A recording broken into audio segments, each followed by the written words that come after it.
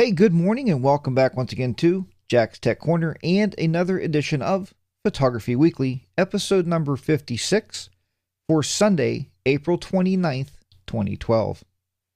In today's show, what are you going to learn?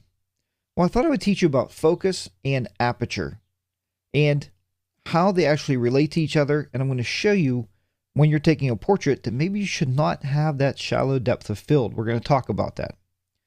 Also, then we're going to look at blending pictures and dealing with spill. Spills those little edges when you try to cut somebody from one picture and put it into another. The spill is the little edge around them that we have to keep cleaned up and get that off to make it look realistic. Then we'll do a tribute to our HDR from last week. It was an amazing week, and it was great for the assignments. There was many turned in, so it made a really nice slideshow. So with that said, let's go ahead and get started this week with Photography Weekly, episode number 56.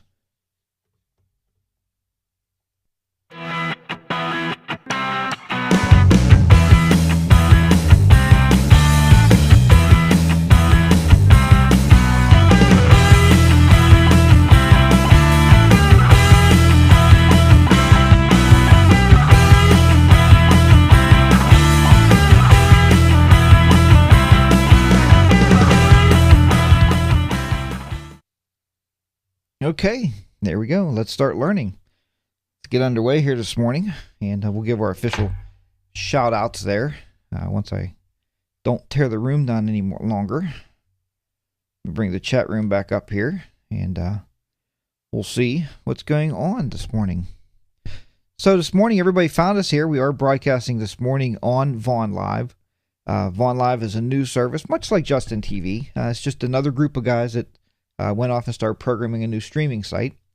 And they notified me a few weeks ago, and they said, Jack, you want to try the service out, or I called them, and we decided to try it out. So today's kind of our beta test day to see how the site works.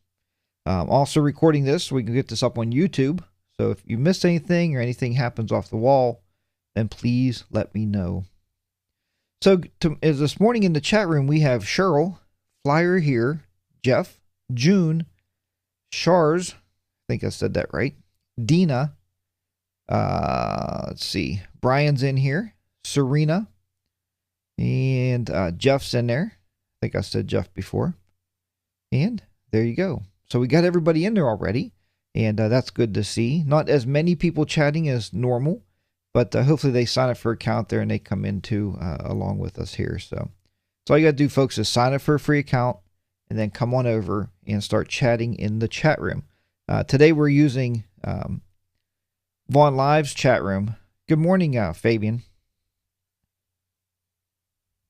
I think that's you. But this morning we're using Vaughn Live's chat room instead of the other chat room that we've been traditionally using. So that's what we're working with. Okay, it is you, Fabian. Good deal. Congratulations. I'm glad you made it. Man, this is a guy that works 2 jobs and he's still able to make the show in the morning. That's fantastic. Okay, take these headphones off. I really need those for the opening and for the commercial break there.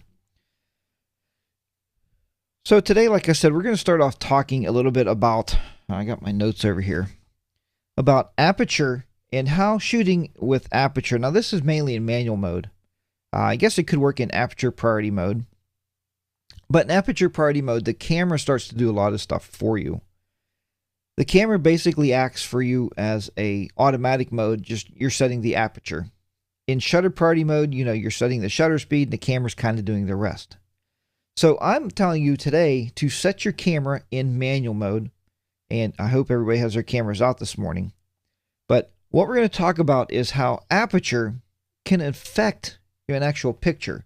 That could either be a portrait. I've done not so much landscapes, but anything close to you. Say if you're doing a lot of these people are on the Facebook page here doing birds now. So if you take a picture of a bird, you have to understand your f-stops and understand how that relates to your point of focus and your depth of field. Now I know we've done a depth of field lesson a few weeks ago where we, everybody shot and we wanted to blur the background out. So that was pretty easy. Today is kind of a follow-up on that, is why you wanted to do that, why you have to know how to do that, and how we can show you how to do that. The reason I brought this up is if you're doing, let's say you're doing a portrait and you take a picture and you have a nice focused nose, but their eyes and everything behind them, their ear is all blown out or in soft focus. It wouldn't be too rewarding of a portrait. So you want to be able to open the f-stop up, all right? And you want to get a better depth of field. You want to get their whole face in focus. And I'm going to show you how that works here. And to demonstrate that, I set up a little test shot area here. So we're going to take some test shots. I'm going to put them up on the computer, and we're going to look at each one and how by changing the f-stop, we can bring the background back into focus. And, you know, because you might want the background. Say if you're shooting outside and there's a nice flower bed behind somebody and you're shooting and the flower bed just keeps getting blown out or it just keeps getting out of focus or in soft focus. I'm going to show you how to bring that back. All right, so let's go ahead and get started with this. I'm going to try this without a flash on. We'll see how this works out for us. What we're going to do now with my camera here, I have my camera and I have it hooked up to the computer so we can see what's going on. But what we're going to look at, we're going to take a shot first. I have a gnome set up, which you can't see him. And then I set up a backdrop about, maybe 5 or 6 feet away. So we want that to drop into basically a soft focus. We don't want to see it. But in the end, what I want to do is show you how just by changing your f-stops, we're going to bring that up into focus. We're going to keep bringing it up. So let me take a test shot here and see how the lighting is in this room.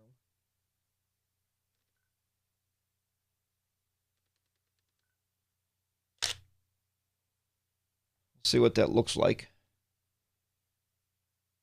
All right, that doesn't actually look too bad for the lighting. Pretty decent. Now what you're seeing right there is, I'm going to turn on the letter I here so we can maybe see this.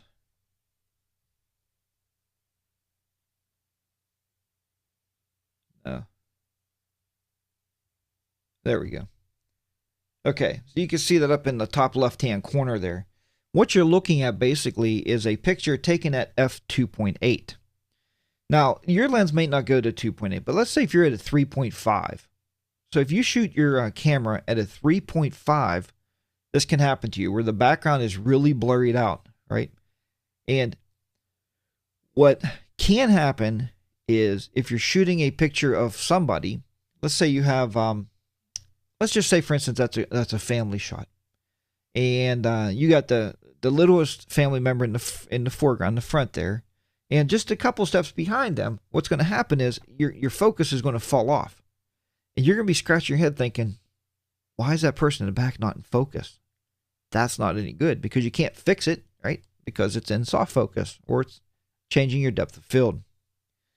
So now what we're going to do is we're going to go ahead and we're going to try to show you how to bring that into focus, that background, bring it up into focus just by changing our f-stops.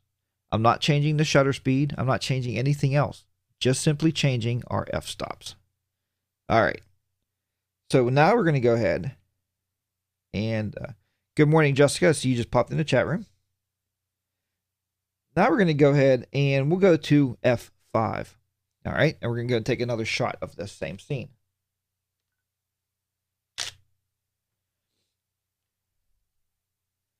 And f5 is more realistic of probably what you have on your camera. Okay, that might be the lens you actually have. It might go, well, it might go 3.5 to 5.6. But that doesn't mean the camera won't go higher. Okay. Now what we're talking about, and this is kind of hard to understand because think about this whole situation for a minute. Because it blows my mind when I sit and think about this. You're starting off with an aperture this wide. Basically the inside of your camera, the f-stop, you have it opened up. Because the wider the aperture, the larger the aperture is a lower number. All right. So the lower the number is the wider the aperture. Now, okay, you need me to start over. Let's just recap. So what we're going to recap with here is what we're looking at here is if you shoot this picture, this first picture here, with the widest aperture you have or the lowest number. Remember, it's reversed and it's hard to understand that. So I'm shooting this one at a 2.8. We're trying to show here what happens or how do you get the background in focus. Say you have a group of people and the background needs to be in focus. because you don't want, grandma or grandpa in the back to be all blurry and the kids to be in perfect focus. You're going to be scratching your head saying, what did I do wrong? It might just be the wrong aperture. All right. So we have this aperture, and what it gives us is a very shallow depth of field. In other words, we can only see so far into our subject. It's very shallow. That's what you mean by shallow depth of field. What we're going to do now is show you how to bring that background into focus just by changing your f-stops. All right, so that's a recap. Here we go. So this one was shot at f5.0 is what this one was shot at. You can see now the background, you can start to make some detail of the background and see a little bit more about it. What we're going to do now with our camera is we're going to go ahead up to f8. And all I'm doing is just changing the aperture setting on my camera. You can see at the top of your screen there, if you can see, there's a little D7000 thing up there. And as I roll my dial, the numbers actually change in the f-stop area at the top. All right, so we're going to take the shot again.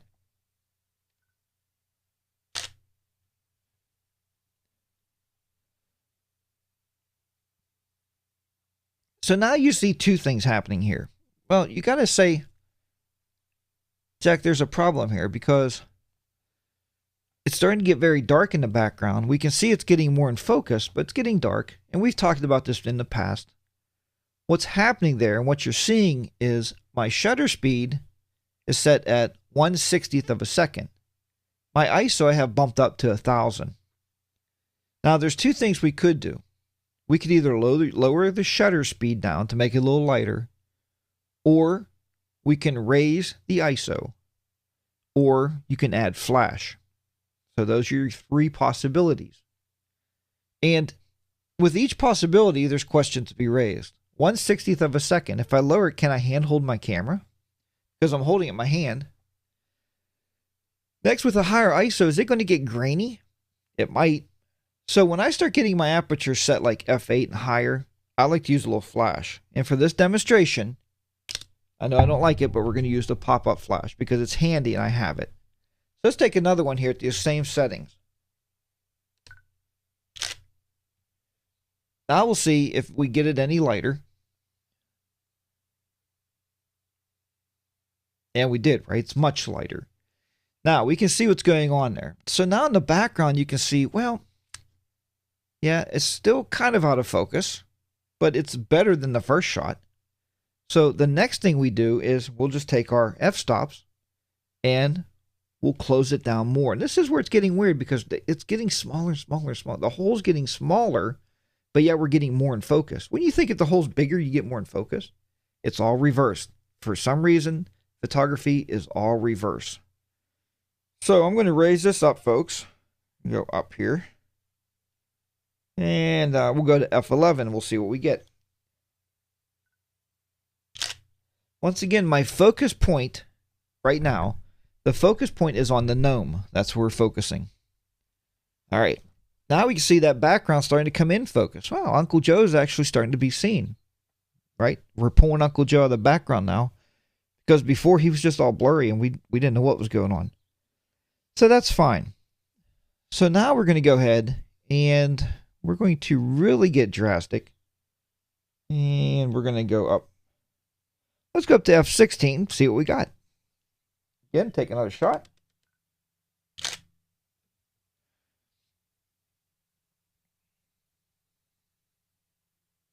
And now you can see that background really coming back into focus. It's actually coming back up. It's actually a little bit more sharp.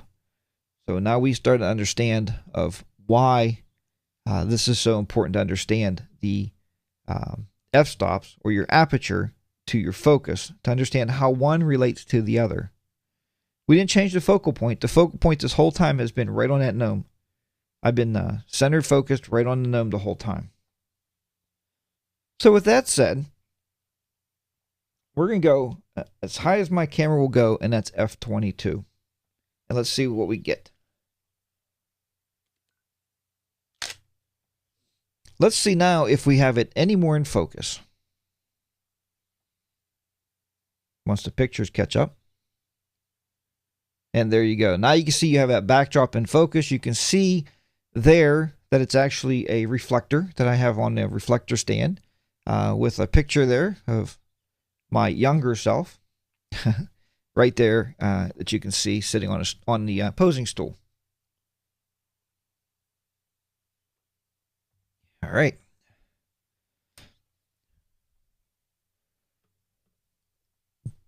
Now there's that one. So that one, we can see there's kind of something in the background, but you really can't make it out unless you know what it is. Then we got midway where it's starting to see something in there.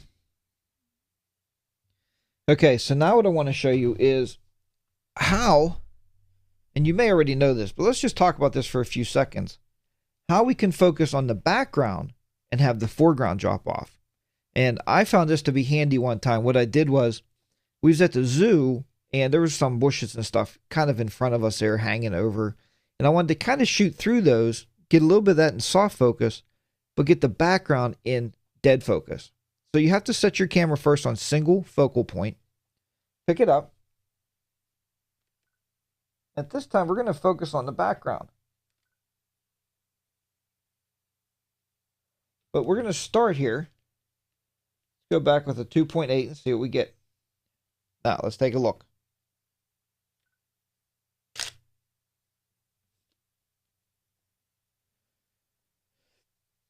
Now you can very obviously see that I focused on the background now, and now the gnome in the foreground actually fell off.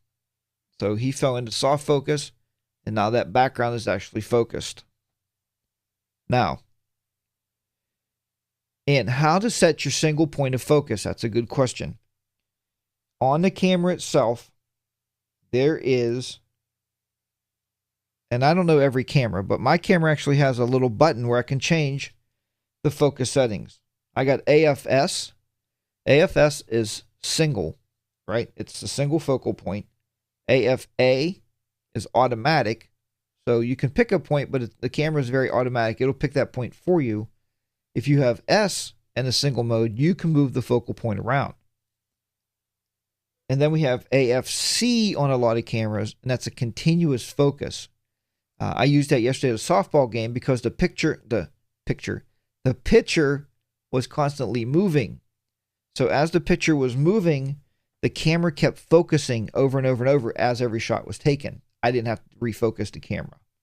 But right now I'm on S mode, and the focal point is dead center. But here I'm moving it, and I moved it over, actually to the other side, to the background. Now we're just going to go up to F22 just to get a fast shot here. And what you're going to notice right away is it's going to be very what? That's right, very black, because I didn't turn the pop-up flash on. Remember, F22 is a very small opening. Take another shot. And here it comes in F22. As soon as we get to come up there.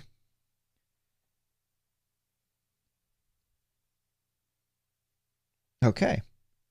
So now you see what the flash would happen was, even the gnome is still in soft focus, he got well lit. So that's kind of what happened there. So that's why it looks like he's more in focus, but I've actually focused on that backdrop. Okay. So that is that part of the lesson, telling you about focus points and how those work. I've actually got to shut this camera down. Give me just a minute here because I have to throw this battery into the charger because we do have a senior portrait shoot today. And my camera just is dying very rapidly. And a lot of you out there have been working over the past so many months there. I've seen a lot of it going on there. And you've worked a lot of time taking somebody from one picture and putting in another picture. Recently, we worked with one of our folks in here, Jessica, and she was trying to blur the outside. And we were all putting our brains together, trying to figure out how to make it look more realistic. Well, and everybody knows that you've seen on my commercial and you hear me talk all the time about Green Screen Wizard, and that's great if you're shooting with a green screen. How many of you carry a green screen around with you on your back, with your camera bag, like, let's set the green screen up and take a picture of you outside? That's kind of ridiculous. Not realistic. What is realistic is that you can shoot your people, take a picture of your folks or your loved ones or your kids in front of a solid wall. I do find it works better to cut somebody out of a solid wall, and that's what I'm going to demonstrate. But it will work the same as if you're cutting them out of a grassy area, the trees or mountains behind them, whatever. A very busy background, you can still cut somebody out pretty easily. All right. So what we're going to do here is we're going to switch over to this computer, and we are going to do a tutorial on not just how to merge two pictures. You've seen me do that in the past. I want to show you some really cool ways to remove the spill. Now what spill is, that's where we get little edges around people's clothing. Now this will work with the green screen. If you don't want to buy a green screen wizard or you can't afford it, I mean, it's pretty pricey, so a lot of people don't buy it. The green spill around somebody's arms and stuff, I'm going to show you how to get rid of that very easily. All right. I am going to, let me bring this camera up here. See what it looks like. Here we go. I am going to use my Wacom or Wacom pad. It doesn't really make a difference because all this is acting as a mouse. But it allows me to use a pen so I can go around the edges. Just makes it a little easier, and I know a lot of you have picked these up. And I get emails all the time. Jack, why don't you use your Wacom board or your Wacom board more when you're doing tutorials? Well, I don't always have it out. I guess that's why. So, all right. There you have it. Let's go ahead and we'll bring up elements here. Let me first get Lightroom out of the way here. Let's just close it out.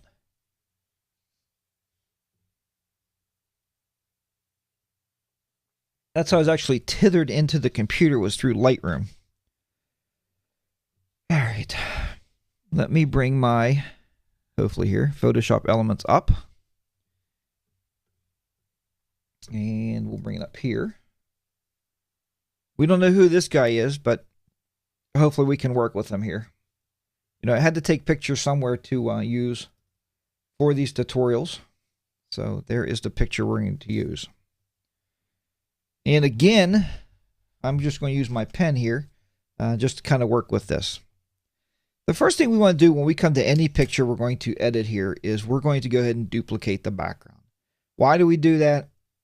Because it's habit and because it's good so you don't ever destroy the actual background. That's why Elements in Photoshop automatically lock that background layer to try to make it so you can't destroy it. So just do a Command or Control J. See here. And we just duplicated the background image. All right. Now that we got the background image duplicated, now we can work on that background image. I like to change or shut this visible layer off there. Okay. All right, Randy, you got that solved there. Thank you, sir. Randy was talking about reverb. Sometimes what that is when you're hearing the sound almost twice, like it's pounding so loud. But he said he had two windows open, so thanks for throwing it up there. All right. So the first thing I got to do is I have my background open. This is what we're going to use for a background. It's very, very bright. It's very busy. I thought that'd make a nice background. This is me. Now I shot this against white seamless paper. You can shoot it against, any, I would say, a solid color wall in your house. It makes it a lot nicer to do this. But if it's a busy background, just take your time and cut them out. So here's what we're going to do with this one. We're going to use the magic wand tool. I'm going to click. And what that allows me to do, since I have a solid background, I don't have to go around selecting. Look, it almost selected everything perfectly. Select here, and select down here, and right there. So if you have a solid background, that's how hard it is to actually select everything. Pretty simple. All right. Excuse me. Once we have that actually selected, just hit the delete key.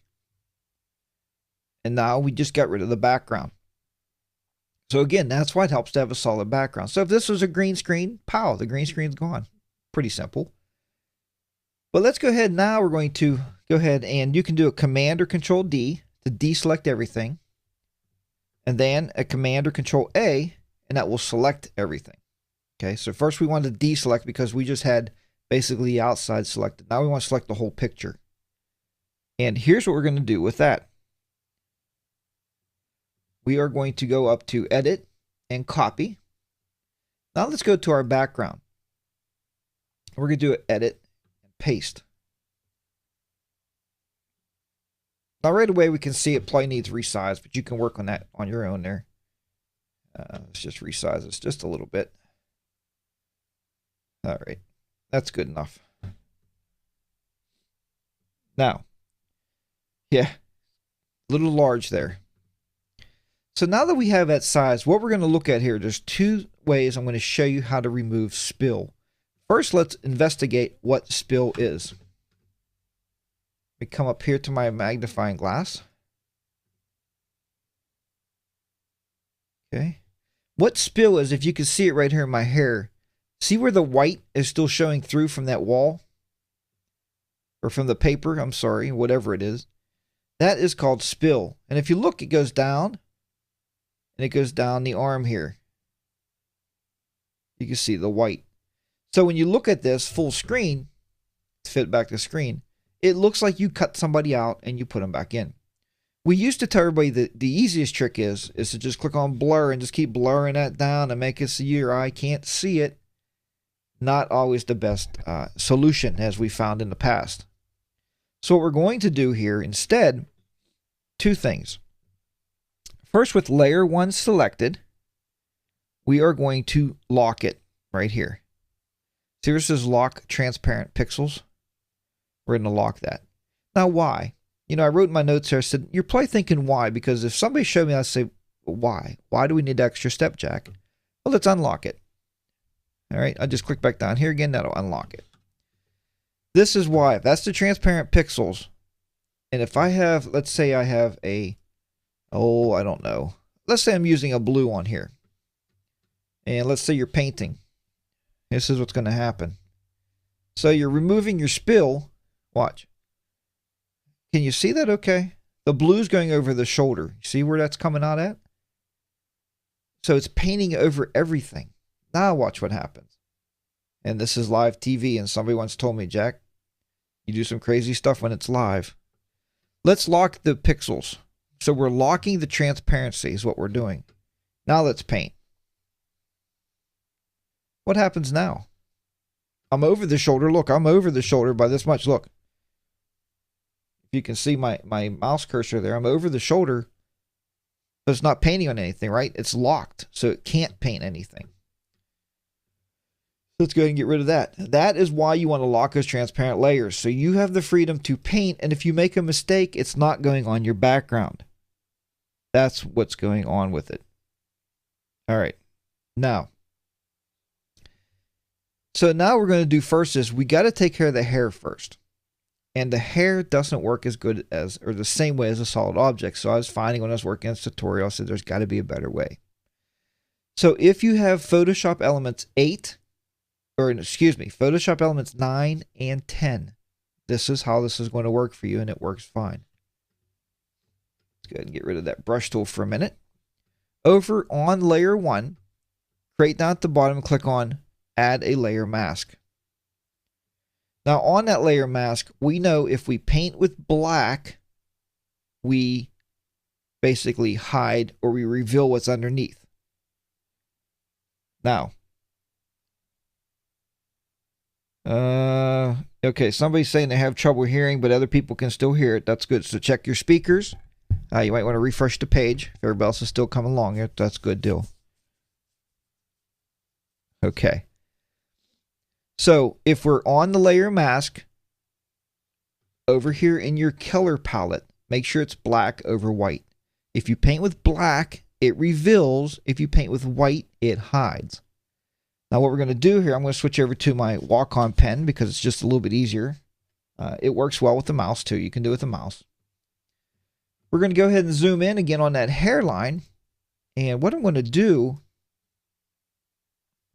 oops, we don't want to zoom in that much. Let's go back. Come out a little bit more. So you can see this working. All right. Now, what we're going to do is we're going to click on that layer mask. We have it set to black over here. What we're going to do now is grab a brush. Up here in your opacity, I would set it for about anywhere from 40 to 50. Seemed to work pretty good for me. Lower your brush size. That's way too big. Let's see if we can get the brush down there now.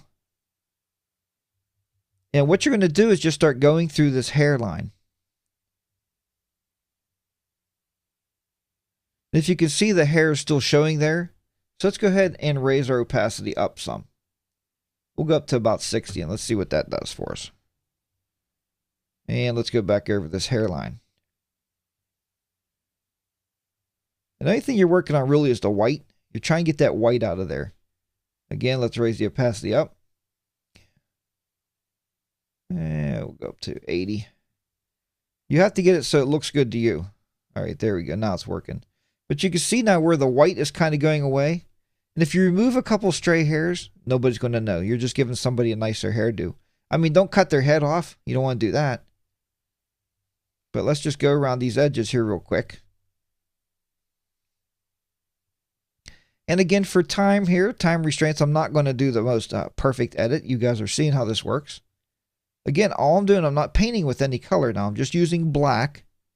And I'm revealing on my mask what's underneath. Is all we're doing. Let's raise this up a little bit. And we'll go over this.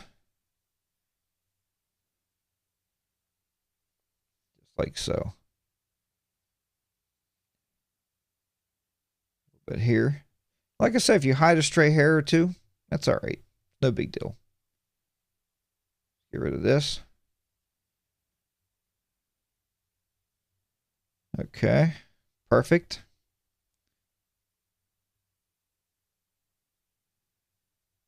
And I'm doing to move around this thing. I don't know if you guys use your wheel or not on your mice. The little wheel ball in the middle, especially if you have a little...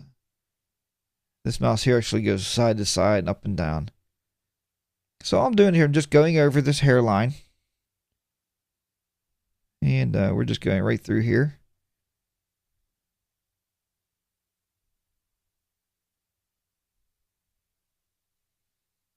And go over it a couple times there.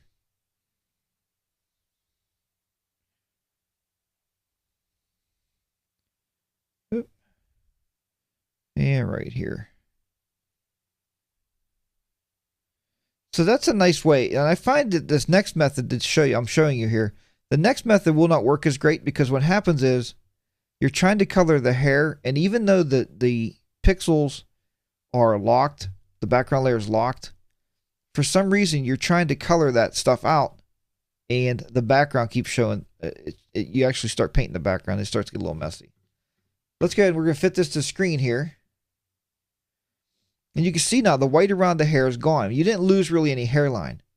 If you did, like right in here, you're like, oh, I'm kind of concerned with that big bald spot Jack just gave himself.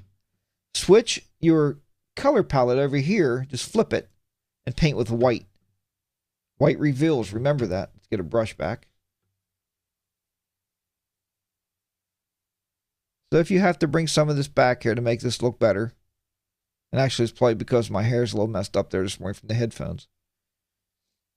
Or maybe whenever this was when I took this, actually, it might have been a little messed up. So there you go. So that's how you get those cleaned up. Now we're going to look down here on the edges, all right, on the shirt line. The shirt line, you could do it the same way, but I find it's not as easy to do that way because your shirt, you can't remove anything from your shirt, right? We can't cut pieces out of our shirt because that would really look stupid. So you have to actually go over it and mask it into the back. But we're going to do that now a little differently. Since our background layer is locked, our transparent layer is locked, click on the person now. When you click on these things here, make sure, I don't know how many times you use layers and mask. If you're clicked on the mask, you're working with the mask. This time we want to work with the picture itself. What we're going to do now is click on the color palette. And you can see it changes to a, hopefully you can see that, it changes to a eyedropper. come down and we're going to click on the shirt line. Now, be very careful. Remember, when you take a picture, tones are not always perfectly aligned because light is hitting in different places here. That's what happened on this picture. Up here, it's a little darker than this down here. So if you paint from up here down, that's going to be awful dark. It's going to be unrealistic. We're going to start here. All right, click OK. Click our magnifying glass again. Good. We're going to blow this back up a little bit so we can see what's going on. And now we're going to use that brush.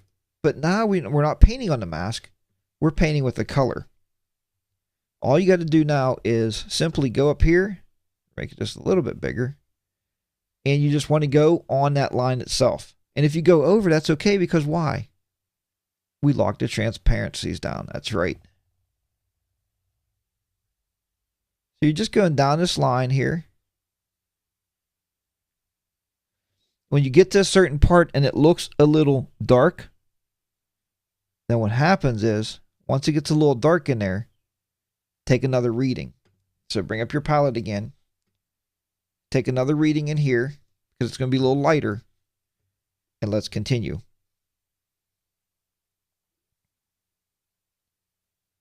And there we go. This is where the Wacom or the Wacom board comes in handy. I mean, I'm just drawing here. I wish I could show you another camera angle so I can show you my hand, but I'm just basically drawing down the lines, all I'm doing. And we'll draw down there. All right. Now, remember, I'm not using any blurring techniques, right? We didn't use any blurring techniques on this at all. Over here, we'll take another reading.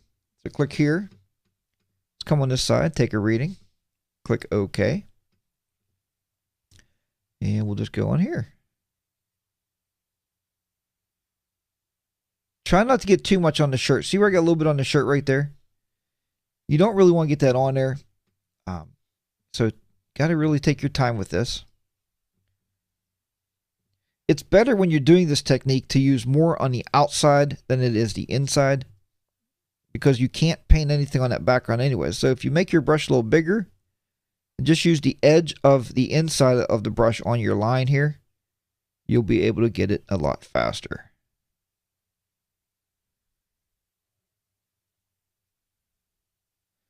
All right. Going to fit the screen and see how we did. And there you go. This white over here you're seeing on this my right shoulder, actually, left side of the picture. That's actually light. Coming from when I took the picture itself. That's not white from the background. But you can see the white, the spill is all gone all the way around there. It's all cleaned up. So there we have it. Okay, Randy asks, that's a good question, Randy. Once you flatten the image out, can you go back and re-change, re-edit these? You can, but then you would have to go ahead and make that second layer again. You'd have to add a new layer mask. And folks, remember, whenever you're editing your pictures, if you think you want to go back and re-edit a picture, what you need to do is save it as a PSD. That's a Photoshop file itself, so it's a PSD file. And then you can compress it and also save it as a JPEG or a JPG to upload it somewhere and have it printed, such as SmugMug. It's a place you can send it on and have it developed or printed, or wherever you would like to do so. The assignment this week is exactly what we looked at. I want you to take 2 pictures. Now, we did this a long time ago, way back in the beginning. We took and we put a pet's picture, head on somebody's body, or we did that a long time ago. But now I want you to remove the whole person from a backdrop. I don't care if you shoot them on a back, normal, just a solid color wall, seamless paper that I used. It doesn't really matter. You can shoot them on anything you want to take a picture of them on, or test it out. Use a busy background. Take a picture outside of somebody with the bright sunlight hitting their shoulders and try to cut that out. The object is to learn how to take the picture, take the person out of the picture, and put them into a new background. And then make sure you can use those techniques I showed you today on how to get that spill off of there. When I look at these pictures, I'm going to blow them up when you send them. I download them all. So I'm going to blow them up, and I'm going to look for any spill in there, see if you got it taken care of. So little test for everybody out there this week. And as always, we started last week, and thank I want to thank everybody for putting your pictures in that album. That was fantastic. I really, really appreciate that. So how nice it is to have those in one album made all the difference in the world. So what I'll do is I'll redo mine and I'll upload mine. We'll start a new album. You'll see it'll be called, what can we call it? Anybody have an idea what to call the album? I might just call it week 56. That's what week we're on. Is that right? This is show number 56. So we can show it week 56. And we'll call it blending. How's that for lack? Or spill. Jody, thank you very much. We'll call it spill. So that will be the actual album name. It'll be called Spill Week 56. So we should be good. So at this point, I'm going to, as always, close this week out here. And we're going to, somebody just figure out how to make my computer bing, which is kind of interesting. Or bong. So there must be ways to do that in here. Everybody's having fun with all these little hearts and faces, and it's really, really cool. So, what do you mean, Fabian, you lose? I don't understand there. Come on, get with it.